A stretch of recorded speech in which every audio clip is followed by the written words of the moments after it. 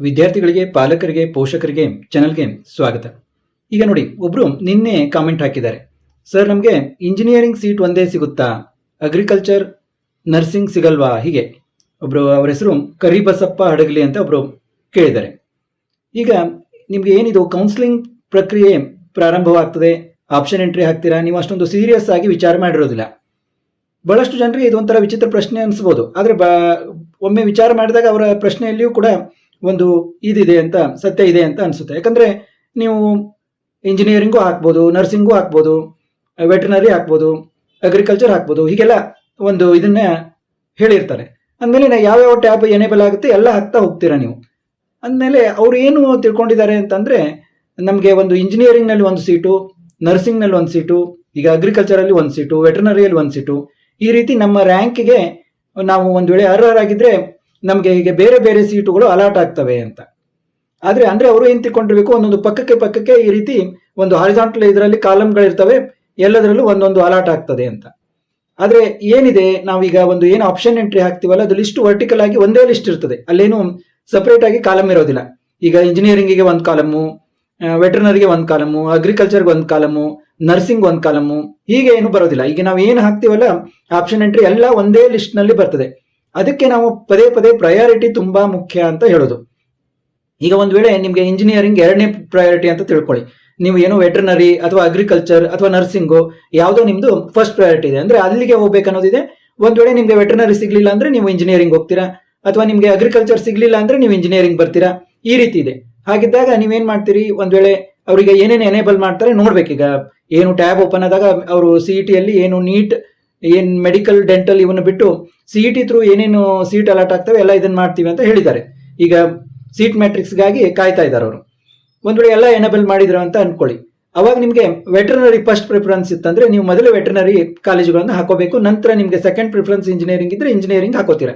ಅವಾಗ ಸಿಸ್ಟಮ್ ಏನ್ ಚೆಕ್ ಮಾಡ್ತಾ ಬರ್ತದಲ್ಲ, ನಿಮ್ಗೆ ಒಂದ್ ವೇಳೆ ನಿಮ್ಮ ರ್ಯಾಂಕಿಗೆ ಒಂದು ಯಾವುದೋ ಒಂದು ಸುಟೇಬಲ್ ವೆಟರ್ನರಿ ಕಾಲೇಜು ಸಿಕ್ತು ಅಂತ ತಿಳ್ಕೊಳ್ಳಿ, ಆವಾಗ ಅದೊಂದೇ ನಿಮ್ಗೆ ಅಲಾಟ್ ಆಗೋದು. ನಿಮ್ಮ ರ್ಯಾಂಕಿಗೆ ನಿಮ್ಗೆ ವೆಟರ್ನರಿ ಕಾಲೇಜು ನಿಮ್ಮ ರ್ಯಾಂಕಿಗೆ ಕರೆಕ್ಟ್ ಆಗಿ ಇದಾಗ್ಬಿಡ್ತಂದ್ರೆ ಅದು ಅಲಾಟ್ ಆಗುತ್ತೆ. ಮುಂದೆ ನಿಮ್ಮ ಇಂಜಿನಿಯರಿಂಗ್ ಸೀಟು ಏನೇನು ತೆಳಗೆ ಅಗ್ರಿಕಲ್ಚರ್ ಯಾವುದೇ ಹಾಕೊಂಡಿದ್ರು ಕೂಡ ಅವೇನು ಚೆಕ್ ಆಗೋದಿಲ್ಲ, ಯಾಕಂದ್ರೆ ಅಲ್ಲಿಗೆ ನಿಂತು ನಿಮ್ಮ ರ್ಯಾಂಕಿಗೆ ಒಂದು ಸೀಟ್ ಸಿಕ್ತು, ಅಲ್ಲಿಗೆ ಅದು ಸ್ಟಾಪ್ ಆಗ್ಬಿಡುತ್ತೆ, ಅದು ಅಲಾಟೆಡ್ ಅಂತ ಬಂದ್ಬಿಡುತ್ತೆ. ಇದನ್ನ ನೀವು ತಿಳ್ಕೋಬೇಕು. ಈಗ ಹೀಗೆ ಬೇರೆ ಬೇರೆ ಒಂದು ಕಾಲಮ್ ಇರ್ತವೆ ಅಂತ ಏನೋ ಅವ್ರ ತಲೆಯಲ್ಲಿ ಇರಬೇಕು.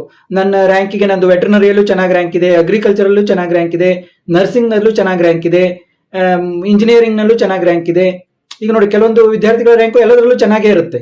ಒಂದು ಜಾಣ ವಿದ್ಯಾರ್ಥಿಗಳ ರ್ಯಾಂಕು ಅವ್ರದ್ದೇನಿರ್ಬೋದು, ಅವ್ರಿಗೆ ಏನು ಕನ್ಫ್ಯೂಸ್ ಆಗ್ಬೋದು ಅಂದ್ರೆ, ನನಗೆ ಯಾವ್ದ್ರಲ್ಲಿ ಒಳ್ಳೆ ಕಾಲೇಜ್ ಸಿಗುತ್ತೆ, ನನಗೆ ವೆಟರ್ನರಿಯಲ್ಲಿ ಒಳ್ಳೆ ಕಾಲೇಜ್, ಟಾಪ್ ಕಾಲೇಜ್ ಸಿಕ್ಕರೆ ನಾನು ವೆಟರ್ನರಿ ಹೋಗ್ತೀನಿ, ಇಂಜಿನಿಯರಿಂಗ್ ನಲ್ಲಿ ನನಗೆ ಟಾಪ್ ಕಾಲೇಜ್ ಸಿಕ್ಕರೆ ಇಂಜಿನಿಯರಿಂಗ್ ಹೋಗ್ತೀನಿ, ಅಗ್ರಿಕಲ್ಚರ್ ಅಲ್ಲಿ ನನಗೆ ಟಾಪ್ ಕಾಲೇಜ್ ಸಿಕ್ಕರೆ ಅಗ್ರಿಕಲ್ಚರ್ ಹೋಗ್ತೀನಿ.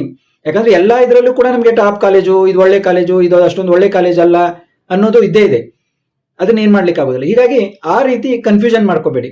ಏನು ಒಂದು ನಮ್ದು ಏನ್ ನಾವು ಆಪ್ಷನ್ ಎಂಟ್ರಿ ಹಾಕ್ತಿವಲ್ಲ, ಆ ಲಿಸ್ಟು ಒಂದೇ ಲಿಸ್ಟ್ ಇರ್ತದೆ, ಯಾವ್ದು ನಿಮ್ಮ ಇದಕ್ಕೆ ಆಗ್ತದೆ. ಈಗ ವೆಟರ್ನರಿ ಒಂದ್ ವೇಳೆ, ಇನ್ನೊಂದು ಉದಾಹರಣೆ ಕೊಡ್ತೀನಿ.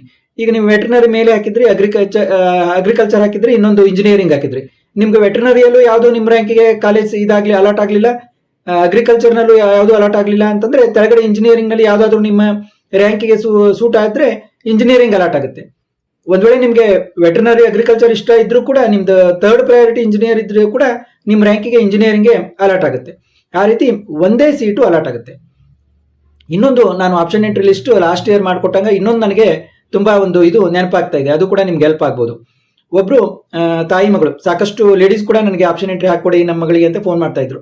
ಅವರು ತುಂಬಾ ಅರ್ಜೆಂಟು ಎಲ್ಲ ವಿಚಾರ ಮಾಡಿ, ಸರ್ ನಾನು ಇಲ್ಲಿ ಸೈಬರ್ ಸೆಂಟ್ರಿಗೆ ಬಂದಿದ್ದೀನಿ, ನನಗೆ ನೀವು ಆಪ್ಷನ್ ಎಂಟ್ರಿ ಇದನ್ನ ಮಾಡಿದಿರಲ್ಲ, ಸ್ವಲ್ಪ ಚೇಂಜಸ್ ಮಾಡ್ಕೊಡಿ, ಯಾವ ರೀತಿ ಹಾಕೋದು, ನಾನು AIML ಹಾಕ್ಬೇಕು, ನಾನು CS ಹಾಕ್ಬೇಕು, ನಾನು ENC ಹಾಕ್ಬೇಕು, ನಾನು ಬರೀ ನಿಮ್ಮ ಹತ್ರ CS ಮತ್ತು ENC ಅಂತ ಹೇಳಿದ್ದೆ, ಅಥವಾ CS and AIML ಅಂತ ಹೇಳಿದ್ದೆ, ENC ಅಂತ ಹೇಳಿದ್ದಿಲ್ಲ, ಈಗ ಅದನ್ನು ಹಾಕ್ಬೇಕಲ್ಲ ಅಂತ. ನಾ ಏನಂದೆ, ಆಯ್ತು, ನಾ ಏನ್ ಲಿಸ್ಟ್ ಕೊಟ್ಟಿದ್ದೀನಲ್ಲ ಅದೇ ಸೇಮ್ ಕಾಲೇಜಿಗೆ ENC ತೆಳಗಡೆ ಹಾಕೊಳ್ಳಿ ಅಂತ. ಆಮೇಲೆ ಅವರು ಅದೇ ರೀತಿ ಹಾಕೊಂಡಿದ್ದಾರೆ. ಅವ್ರು ಏನ್ ಮಾಡಿದ್ದಾರೆ, ಒಂದು 60 ಕಾಲೇಜಿಗೆ CS, 60 ಕಾಲೇಜ್, ಅದೇ 60 ಕಾಲೇಜಿಗೆ ತೆಳಗೆ AIML, ಆಮೇಲೆ ಅದೇ 60 ಕಾಲೇಜಿಗೆ ENC, ಈ ರೀತಿ 180 ಆಪ್ಷನ್ಗಳನ್ನ ಹಾಕಿದ್ದಾರೆ ಅವರು. ಆಮೇಲೆ ರಿಸಲ್ಟ್ ಬಂತು, ಅಂದ್ರೆ ಸೀಟ್ ಅಲಾಟ್ಮೆಂಟ್ ಆಯ್ತು. ಅವಾಗ ಇದಕ್ಕಿದಂಗೆ ನನಗೆ ಫೋನ್ ಹಚ್ಚಿದ್ರು, ಸರ್ ನನಗೆ ಒಂದೇ ಅಲಾಟ್ ಆಗಿದೆ, ನನಗೆ ENC ಅಷ್ಟೇ ಅಲಾಟ್ ಆಗಿದೆ, ನನಗೆ CS ನಲ್ಲೂ ಯಾವುದು ಅಲಾಟ್ ಆಗಿಲ್ಲ, ನನಗೆ AI ನಲ್ಲೂ ಯಾವುದು ಅಲಾಟ್ ಆಗಿಲ್ಲ, ನನಗೆ ಕೇವಲ E&C ಅಷ್ಟೇ ಅಲಾಟ್ ಆಗಿದೆ ಅಂತ ತುಂಬಾ ಗಾಬರಿಯಿಂದ ಹೇಳಿದ್ರು.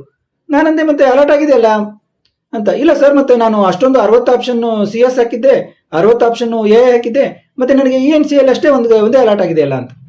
ಅವಾಗ ನನಗೆ ಏನ್ ಹೇಳ್ಬೇಕಂತ ತಿಳಿದು ನಾನು ಹೇಳಿದೆ, ನಿಮ್ಮ ಒಂದು ರ್ಯಾಂಕಿಗೆ ಏನು ಇದಿರುತ್ತಲ್ಲ ಸಿಸ್ಟಮ್ ಮೇಲಿಂದ ಚೆಕ್ ಮಾಡ್ತಾ ಬರ್ತದೆ.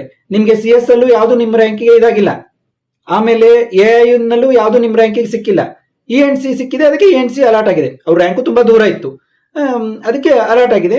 ಇದಿನ್ನು ಫಸ್ಟ್ ರೌಂಡ್. ನಿಮ್ಗೆ ನೆಕ್ಸ್ಟ್ ರೌಂಡ್ ನಲ್ಲಿ ನಿಮ್ಗೆ ಅಲಾಟ್ ಆಗುತ್ತೆ ಬಿಡಿ, ಯಾಕೆ ನೀವು ಇದನ್ನ ಮಾಡ್ತೀರಾ? ನೆಕ್ಸ್ಟ್ ರೌಂಡ್ ನಲ್ಲಿ ವೇಟ್ ಮಾಡಿ, ನಿಮ್ಗೆ AIML ಅಥವಾ CS ನೆಕ್ಸ್ಟ್ ರೌಂಡ್ ನಲ್ಲಿ ಅಲಾಟ್ ಆಗ್ಬೋದು, ಯಾಕೆ ಇದನ್ನ ಮಾಡ್ತೀರಾ? ಈಗ ನಿಮ್ಗೆ ಇದು E&C ಅಲಾಟ್ ಆಗಿದೆ. ಮತ್ತೆ ಅವರು ಏನೋ ಒಂದು ಮಿಸ್ಟೇಕ್ ಮಾಡಿದ್ರೆ ಅಂದ್ರೆ, ನಾನು ಕೊಟ್ಟ ಕಾಲೇಜ್ ಬಿಟ್ಟು ಅದನ್ನ ಬಹಳಷ್ಟು ಜನ ಮಾಡ್ತಾರೆ. ಅವ್ರ ರ್ಯಾಂಕ್ ದೂರ ಇದ್ರು ಕೂಡ ನಾನು ಏನ್ ಕಾಲೇಜ್ ಕೊಟ್ಟಿರ್ತೀನಿಲ್ಲ ಅದರಷ್ಟು ಒಂದಿಷ್ಟು ಮೇಲಿನ ಕಾಲೇಜ್ಗಳನ್ನು ತೆಗೆದುಕೊಂಡು ಕೆಳಗಿನ ಕಾಲೇಜನ್ನು ಬಿಟ್ಟು ತಮಗೆ ಏನು ಈಗ RV college, BMS, PESIT, Dayananda Sagar ಅವ್ರ ರ್ಯಾಂಕ್ 1 ಲಕ್ಷದ ಮೇಲಿರ್ಲಿ ಆದ್ರೂ ಕೂಡ ಹಾಕೊಂತಾರೆ. ಹಾಗೆ ಹಾಕಿದಾಗ ಸೀಟ್ ಅಲಾಟ್ ಆಗೋದೇನೇ ಇಲ್ಲ. ನಾನು ಏನ್ ಕೆಳಗಡೆ ಕೊಟ್ಟಿರ್ತೀನಿಲ್ಲ ಅವನ್ ಬಿಟ್ಬಿಡ್ತಾರೆ, ಬಿಟ್ಟು ಮೇಲಿನ ಅಷ್ಟೇ ಚೂಸ್ ಮಾಡ್ಕೊಂಡು ಅವನಷ್ಟೇ ಹಾಕೊಂಡು ಮತ್ತೆ ತಮ್ಗೇನು ಟಾಪ್ ಕಾಲೇಜ್ ಇರ್ತಾವಲ್ಲ ಅವ್ನು ಹಾಕೊಂಡ್ರೆ ಅದು ಅಲಾಟ್ ಆಗೋದಿಲ್ಲ. ಆದ ಕಾರಣ ನಾನು ಯಾರು ಆಪ್ಷನ್ ಎಂಟ್ರಿ ಲಿಸ್ಟ್ ತಗೊಂಡಿದ್ರಲ್ಲ ಅವ್ರಿಗೂ ಹೇಳ್ತಾ ಇದ್ದೀನಿ, ನಾನು ಎಷ್ಟು ಆಪ್ಷನ್ ಕೊಟ್ಟಿರ್ತೀನಿಲ್ಲ ಅಷ್ಟು ಆಪ್ಷನ್ಗಳನ್ನ ನೀವು ಹಾಕಬೇಕು. ಯಾಕಂದ್ರೆ ಕೆಲವೊಂದು ಡ್ರೀಮ್ ಕಾಲೇಜ್ ಇರ್ತವೆ, ನಾನು ರಿಪೀಟ್ ಆದ್ರೂ ಪದೇ ಪದೇ ಹೇಳ್ತಾ ಇರ್ತೀನಿ ವಿಡಿಯೋಲಿ, ನೀವೇನ್ ಹಾಕ್ಬೇಕು, ಯಾರು ನೀವು ಹಾಕ್ತಿರ್ಲಿಲ್ಲ. ಕೆಲವೊಂದು ಡ್ರೀಮ್ ಕಾಲೇಜು ಅಂದ್ರೆ ನಮ್ಮ ರ್ಯಾಂಕಿಗೆ ಸಿಗೋದಿಲ್ಲ, ಆದ್ರೂ ಏನೋ ಒಂದು ಆಸೆ ನಮ್ಗೆ ಸಿಗ್ಲಿ ಹಾಕೋಣ ಅಂತ ಹಾಕೊಂಡಿರ್ತೀವಿ. ಆಮೇಲೆ ಒಂದು ರಿಯಲ್ ಕಾಲೇಜು ಅಂದ್ರೆ ನಮ್ಮ ರ್ಯಾಂಕಿಗಿಂತ ಸ್ವಲ್ಪ ಮೇಲೆ, ಸ್ವಲ್ಪ ಸಮೀಪದಲ್ಲಿವೆ, ಏನೋ ಈ ವರ್ಷ ಸ್ವಲ್ಪ ರ್ಯಾಂಕ್ ಇದಾದ್ರೆ ನಮ್ಗೆ ಸಿಗ್ಬಹುದು ಅಂತ. ಇನ್ನೊಂದು ಏನು ಒಂದು ಶೂರ್ ಶಾರ್ಟ್ ಕಾಲೇಜು ಅಂತ ಹೇಳ್ಬೋದು, ಅಥವಾ ಸಿಕ್ಕೇ ಬಿಡ್ತದೆ ಅಂತ ಅನ್ನುವಂತ ಕಾಲೇಜು ಅಂತ, ಅವನು ಕೂಡ ತಪ್ಪದೆ ಹಾಕೋಬೇಕು. ಅವನು ಕೂಡ ಒಂದೇ ಕಾಲೇಜಿಗೆ ನಾವು ಯಾವಾಗೂ ಗುರಿ ಇಡಬಾರ್ದು, ಸ್ವಲ್ಪ ಜಾಸ್ತಿ ಕಾಲೇಜುಗಳನ್ನ ಹಾಕಬೇಕು. ಈಗ ನಮ್ಮ ರ್ಯಾಂಕಿಗೆ ಒಂದು 10-15 ಆಪ್ಷನ್ಗಳನ್ನಾದ್ರೂ ನಾವು ಹಾಕಬೇಕು, ಕಾಲೇಜು ಅಥವಾ ಆಪ್ಷನ್. ಈಗ ನೀವು CS ಅಂಡ್ ಅಲೈಡ್ ಬ್ರಾಂಚ್ ಹಾಕಿದ್ರೆ CS, AIML, AIDS, cyber security, ಒಂದೇ ಕಾಲೇಜಲ್ಲಿ ಸಾಕಷ್ಟು ಆಪ್ಷನ್ಗಳು ಸಿಗ್ತವೆ. ಅವು ಸ್ವಲ್ಪ ದೂರ ಇದ್ರೆ ಆ ರೀತಿನೂ ಹಾಕೊಂಡು ನೀವು ಇದನ್ನ ಮಾಡ್ಕೋಬಹುದು. ಆದ ಕಾರಣ ಒಂದೇ ಕಾಲೇಜಿಗೆ ಗುರಿ ಇಡಬೇಡಿ. ಮತ್ತೆ ನೀವು ಏನು ನಿಮ್ಮ ಒಂದು ಡ್ರೀಮ್ ಕಾಲೇಜ್ಗೆ ನಾನು 50 ಡ್ರೀಮ್ ಆಪ್ಷನ್ ಹಾಕೊಂತೀನಿ, ಆಮೇಲೆ ರಿಯಲ್ ಆಪ್ಷನ್ ಸ್ವಲ್ಪ ಹಾಕ್ತೀನಿ, ಶೂರ್ ಶಾರ್ಟ್ ಒಂದು ಹಾಕೋದಿಲ್ಲ ಅಂತಂದ್ರೆ ನಿಮ್ಗೆ ಸೀಟೇ ಅಲಾಟ್ ಆಗೋದಿಲ್ಲ. ಆದ ಕಾರಣ ಸರಿಯಾಗಿ ಒಂದು ಆಪ್ಷನ್ ಎಂಟ್ರಿ ಹಾಕಿ, ನಾನು ನಿಮ್ಗೆ ಒಂದು ಅನುಕೂಲ ಆಗಲಿ ಅಂತ ಈ ವಿಡಿಯೋಗಳನ್ನು ಮಾಡ್ತಾ ಇರ್ತೀನಿ.